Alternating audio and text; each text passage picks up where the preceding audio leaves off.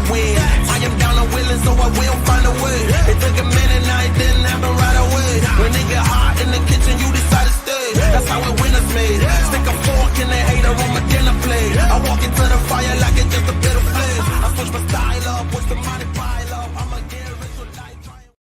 What's going on, everybody? Welcome to the Clydesdale Media Podcast, where we are featuring the athletes of the 2024 Legends Masters CrossFit Games. And I'm so pumped to have with me James St. Ledger. What's going on, James? Hey, thanks for having me. So I'm going to dive right into this. Yeah. You qualified for the games during the COVID year. Yeah. What a bummer, dude. I know. I mean, I should have been excited. I was excited. I was proper pumped. And then, yeah, I found out in a very roundabout way that it wasn't happening. But I qualified, did it, and then it's taken a few more years to re-qualify.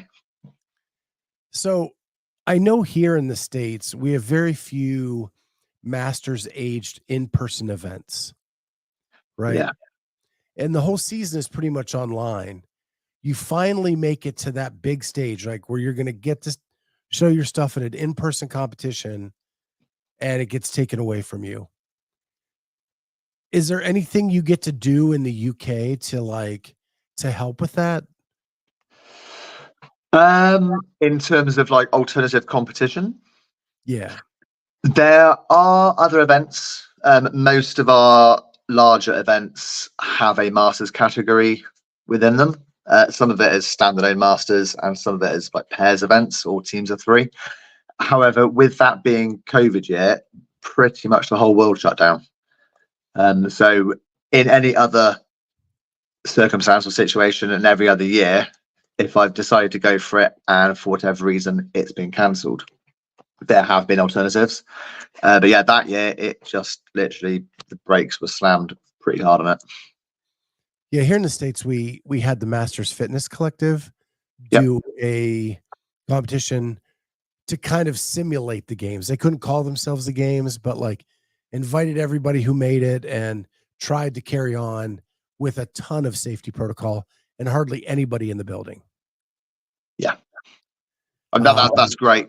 And that would have been lovely, but our government just had slightly different rules on what you could do and where you could do it and who you could be around.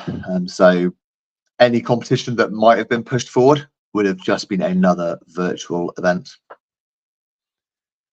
So now it's 4 years later and you finally get that next qualification. Yes. Yeah. So new now, age group category. And so now for the first time ever, you're going to be heading to the CrossFit Games. Yes. And I cannot wait. It's been a long time coming. And that's a healthy trip for you. You got to come overseas to do this, but it means that much to you. Yeah. I think along with what most people do when they enter the sport, they've seen a few videos and they're like, I can do that. I'm going to the games. And yeah, I was one of those people. I was like, I'm going to the games. I just didn't quite envisage how long it would take and the route that it would take me down. At the time when I first started it, regionals were a thing. So my initial first goal was I'm going to make it to regionals. And for whatever reason, sickness, injury, not quite having muscle ups, not quite having double unders, believe it or not, something always tripped me up each year. And then I finally qualified for regionals in 2018. And little did I know that would be the last regionals they ever did. Yeah. Yeah, you're kind of cursed. Yeah, I know. So when I look at your Instagram, it's very fitness forward. Has fitness always been like a big part of your life? Yeah, from a young age, I did gymnastics until I was about 6 or 7. It might even have been 8. And then I started swimming, and I did swimming right and through up until uni. With swimming, I was doing all the various school sports, played rugby to a decent level, gave up rugby because I was getting squashed every game, stuck to swimming. And then a couple of years after I stopped swimming, discovered CrossFit and it just sort of like scratched the itch that I had of being competitive and trying to always like further and better myself. I'm the oldest of 4 boys, and so naturally, if one of us does something, the other 3 have to give it a go and try and at least do it, or do it better or faster or whatever it is. So yeah, we've always been competitive and sort of like have driven each other along. So I don't know if you know this. There's some breaking news going on right now. As of 5 minutes ago, they've released the events. Have they? I've been waiting for this for so long. Do you mind if we go ahead and pull them up here on the show? Yeah, do it. Yeah. Get a live reaction as well from me. Yeah. So here we go. Event 1. 4 rounds for time. 600-meter run. Round 1, 5 deadlifts. Round 2, 10 deadlifts. Round 3, 15 deadlifts. Round 4, 20 deadlifts. The barbell is 255 and 180. 255. Trying to now do calculations. About 120. Yeah, 120, 130-ish, somewhere there. Yeah. Okay, cool. That's going to be very hamstring loaded. I love a deadlift. Don't love running so much. That's probably due to my swimming background and having like really big feet. So yeah, not a natural runner, but yeah, happy with that one. Event 2, 4 rounds for time. 4 rope climbs to 15 feet. 6 sandbag carries, 150, 100. 40-foot handstand walk. Time cap 12 minutes. Yeah, loving that. Is that handstand walk unbroken? I guess we don't know yet. But yeah, I love gymnastics. I love sandbags. That's a good one. Yeah, the unbroken thing might vary from age group to age group. Yeah. Event 3 for time. 25 overhead squats, 80-foot dumbbell walking lunge, 25 overhead squats. Time cap 3 minutes. Okay. Yeah, I was wondering what they would do for these very, very short workouts. On the initial like schedule they released, there was 2 of these really short ones. So I was wondering what it was going to be. What's the loading for the barbell? Barbell is 75, 55. Oh, that's dangerous. That's really light. Yep. Yeah. And the dumbbells are 50, 30? 50, 35. Yeah, that's gonna burn for sure. But yeah, like that one. Yeah. Event 4 for time. Snatch speed ladder. Ooh. 4 at 135.95, 3 at 165, 115, 2 at 195, 135, and 1 at 225, 155. Time cap 2 minutes. Yeah, that'd be good. I like the look of them. I'm just unsure as to what everyone else would be like on it. But yeah, I quite like that. That's good. Event 5 for time. 75 wall balls, 40 shoulder to overhead, 30 dumbbell step overs, 40 dumbbell snatch, 75 wall balls. Time cap 15 minutes. Wall ball 2014, box 2420, barbell 115, 180, and dumbbell 50, 35. Yeah. In the past, wall balls have tripped me up in comparison to my peers. But that's just a bit of a burner, really. Yeah, I quite like that one. Event 6, round 1, 4-minute work, 1 minute rest. Round 2, 3-minute work, 1 minute rest. Round 3, 2 minutes of work. For completion, 105 or 80 cows on the Echo Bike. Buy-in each round starts with 75 double unders, 20 chest to bar pull-ups. Okay, cool. So I'm trying to get the format in my head. So it's skip, pull, and then just hop on the bike until you've done your cows. Yep. Yeah, that's going to get leggy. Cool. Event 7, the standard. Oh, I'm happy with this because I've done this twice in the past few months. So yeah, happy. Event 8, 8 rounds for time, 8 bar facing burpees, 8 toes to bar, 1 clean, 1 at 255, 180. Time cap 8 minutes. Power clean. I'll be happy with power clean. If that's a squat clean, that's going to get quite painful on the legs. But yeah, that's a good one. Event 9, 5 minutes to establish a 1 rep max front squat. Okay. I wasn't too sure if they would do a standalone strength. Happy they have done. Yeah, okay, that's half decent. Although as event 9, you're not gonna have much legs left, are you, at the weekend? And then finally, event 10, 4 time, 8, 12, 16, single arm dumbbell thruster, bar muscle up, time cap 8 minutes, dumbbell is 70, 50. Ooh, on the assumption that's an even split on the arms.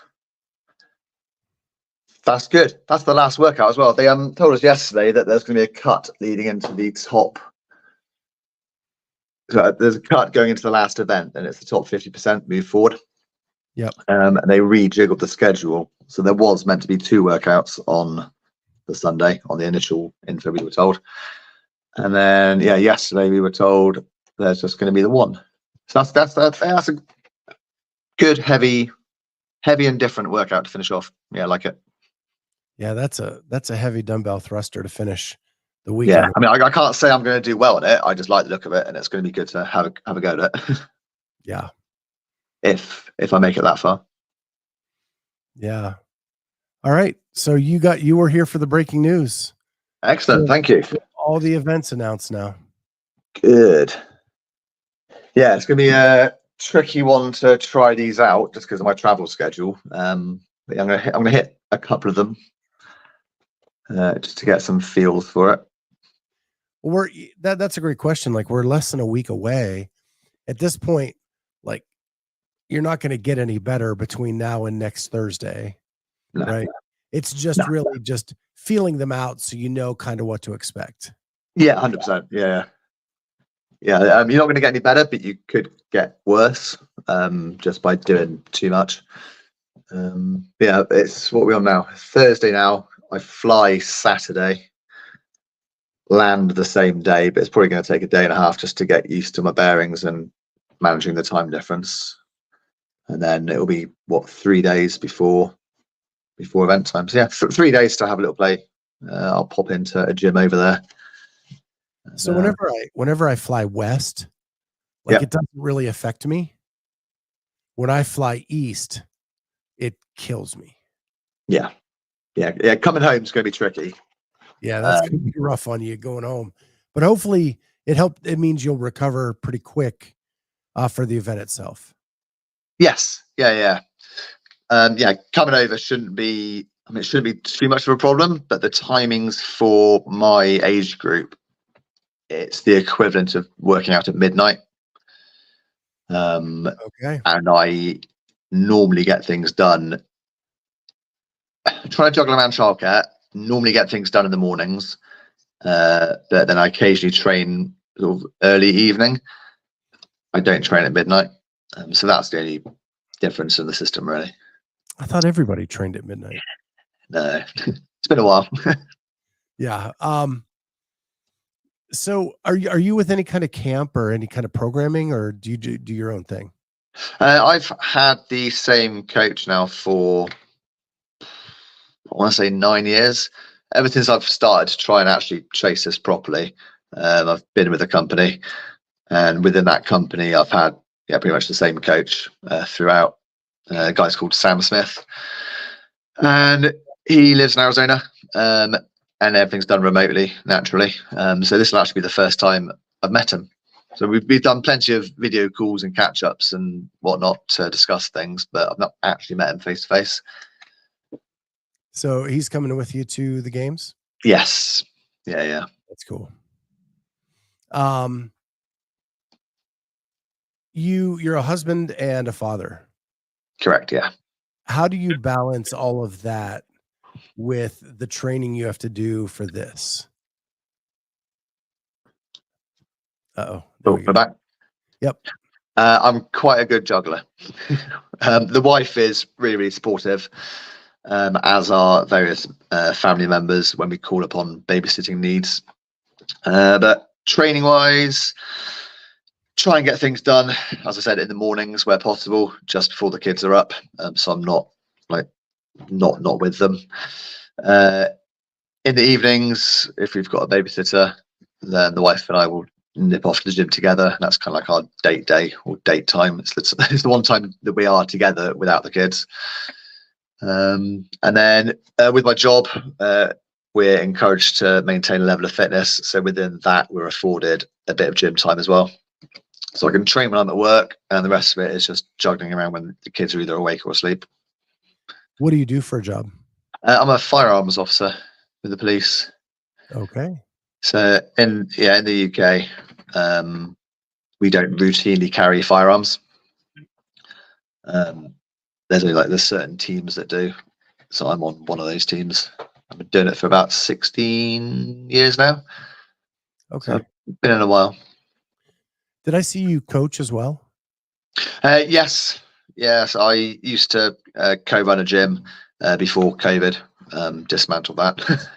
And then, I've moved around a couple of gyms, and I currently coach the competitors squad at the gym, and I also do online coaching and programming for some of those guys and also other people that aren't at the gym. Does being a coach help you be an athlete? It opens my mind to more things that I might not necessarily just be going through on my own. It gives me a broader understanding of what a multitude of people are going through. And with that, sometimes I can relate to it very well. So I can have an understanding, and we can have a nice discussion about it. And then other times there's things that are thrown my way that are big curveballs, and I've then got to learn a bit more about the human psychology of things. And it's good. When you're competing, how much of your inner dialogue do you fight with during a workout? I've never been in the point, once. I'll come back to that. I've never been in the point where I've not been able to do something. It's more been about how hard can I push? And you've got to have a little talk with yourself about, how hard do you want this? Like, what does it mean to you? You do replay various conversations, remembering all the training hours you've put in, all the sacrifices you've made to get to that certain point. Once that little flick in your head has switched, then you can obviously, I usually bury myself quite deep in a dark hole, make it hurt accordingly. Going back to the thing I said, where I've never not been able to do a workout. There was a workout that completely broke me. I want to say it was 2017, might have been 18, is at the French Throwdown. Double dumbbells, pull-ups, and so double kettlebell thrusters, burpees, and pull-ups, I think it was. And for whatever reason, mainly the heat that weekend, because it was when Europe had a massive heat wave and the air conditioning unit inside the velodrome was broken, I just wanted to stop. I could see the whole pack of the heat was moving past me. I was probably last in my heat, I think, and that played on my mind. And then the heat, and I just the first time I've ever not wanted to be there and do something, and ready to throw the towel in with 3 minutes left. And I was like, nah, let's just keep sticking it out, keep chipping away. Again, the whole inner dialogue of you train hard for this, don't let yourself down, don't let your supporters down. Eventually finished the workout. Went back to the room that night, and the missus had a word with me. I was like, what are you doing? Do you want to be here or not? I was like, well, yeah. It's just that workout was just horrible. So I came out the next day, absolutely smashed the first workout that day, came sixth.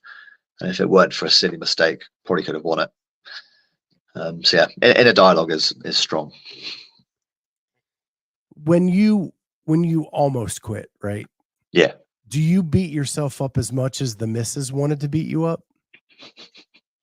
Or need I that? think she might have been coming at it from a slightly different angle in terms of she knows how much it means to me to do this and to do well. Whereas at the time I was like pure survival mode. It's like for whatever reason, and the heat was a massive factor, I just need to survive and get through the workout as opposed to push myself anymore. I think because I've been training and doing various sports for so long, if I push too hard, I can tip myself over the edge, and then recovery becomes a massive factor then so I'm not recovering properly. So yeah, that workout was definitely more about just like survival. So when you Sorry, 1 second. My daughter's just turned up. Elsie! I'm busy. Sorry, 1 second. Right. Elsie! Can you go upstairs and play Elsie, can you? Thank you. Sorry, guys, 1 second. Elsie? Elsie? Can you take Elsie upstairs, darling?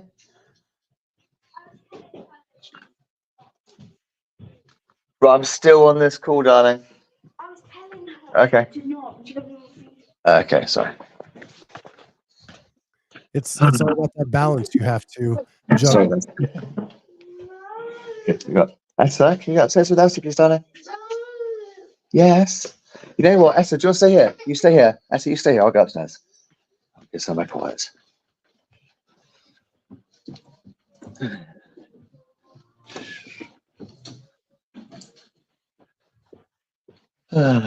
Okay, sorry guys, I'm back. It's all good. It's all good. Usually it's my dog getting in the way. It's definitely easier to lock out the room though. Yeah. So when your brain does flip into that, like I'm gonna fight for this, and then you lean into it. Yeah. How good do you feel after that workout? Yeah, good. The adrenaline's usually riding high. More often than not, the result has then been good. So yeah, definitely riding off those. Definitely riding off the position you finish in. More so than the performance. I've not yet been in the position where I've done the best I can, and I'm also then happy with the place that I've been in. If it's like way down the pack. So going in that direction, what are your realistic expectations for yourself at this year's games?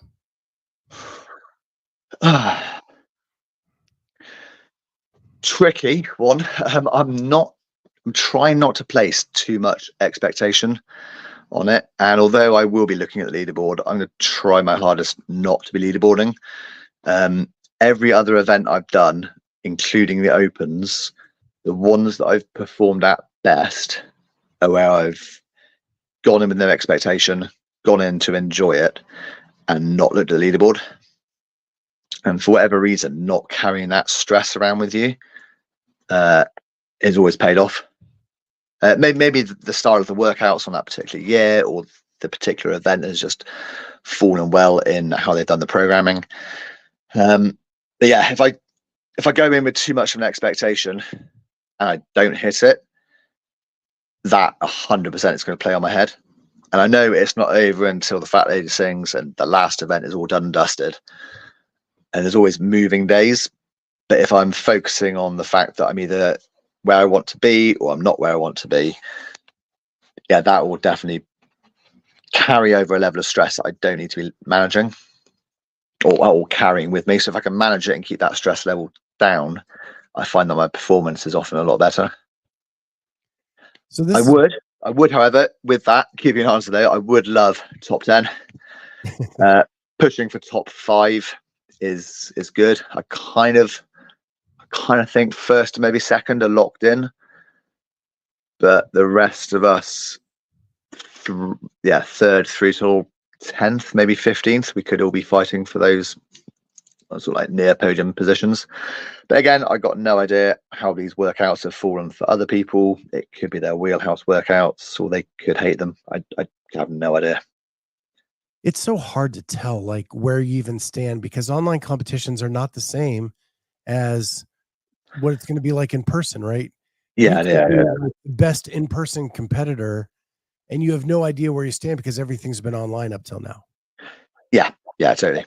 I think the only expectation I would like to carry forward is to execute my plan. So again, I've only literally had that quick glance of the workouts. I like most of them. I think I know how I'm going to attack all of them. And as long as I can stay to my game plan and execute as I need to, the leaderboard will be whatever the leaderboard is.